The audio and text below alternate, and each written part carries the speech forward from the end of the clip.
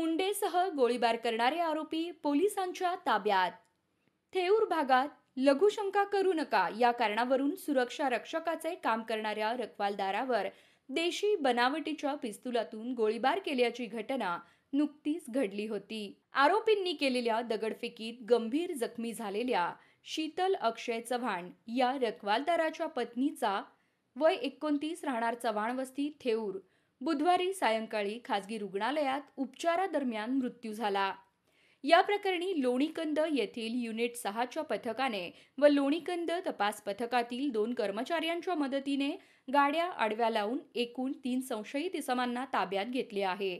त्यांची नावे सतीश बारीकराव लोखंडे वय 31, अजय दशरथ मुंढे वय 26, भानुदास दत्तात्रय शेलार वय 32, सर्व राहणार चिंबळी फाटा तालुका खेड जिल्हा पुणे अशी आहेत. तर गाडीमधील 3 व्यक्ती अंधाराचा फायदा घेऊन पळून गेल्या असून त्यांचा कसून शोध सुरू आहे. गुन्ह्यात वापरण्यात आलेली ब्लॅक कलरची फॉर्च्युनर आणि त्यांच्याकडून देशी बनावटीचे पिस्तूल जप्त करण्यात आले आहे. गुन्ह्यात कलमवाढ करण्यात आली आहे अशी माहिती परिमंडळ 5चे पोलीस उपायुक्त डॉक्टर राजकुमार शिंदे यांनी दिली. लोणीकाळभोर पोलीस स्टेशनच्या हद्दीमध्ये थेऊर ते वाघोली या रोडलगत दिनांक 27 डिसेंबरला रात्री 8च्या सुमारास काळ्या फॉर्च्युनरमधून काही युवक हे जात असताना एका उघड्या जयमल्हार हॉटेलच्या शेजारी उघड्या प्लॉटवरती लघुशंकेसाठी थांबले होते. परंतु त्याच प्लॉटवरती अक्षय चव्हाण नावाचे वॉचमन त्यांच्या कुटुंबासह राहत होते. त्यांच्या लक्षात आल्यानंतर त्यांनी त्या युवकांना या ठिकाणी लघुशंका करू नका, आपण पुढे जा असे हटकले असता त्यातील 2-3 जणांनी त्याला मारहाण केली.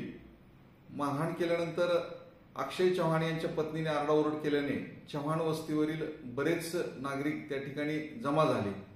एकंदरीत हे पाहता युवकांनी घटनास्थळावरून पळून जाण्याचा प्रयत्न केला आणि फॉर्च्युनर गाडीमध्ये बसत असताना ही गर्दी पाहून त्यांनी त्यांच्याकडील गावठी पिस्तलमधून हवेमध्ये 1 राऊंड फायर केला आणि वाघोलीच्या दिशेने भरधाव वेगाने निघून गेले.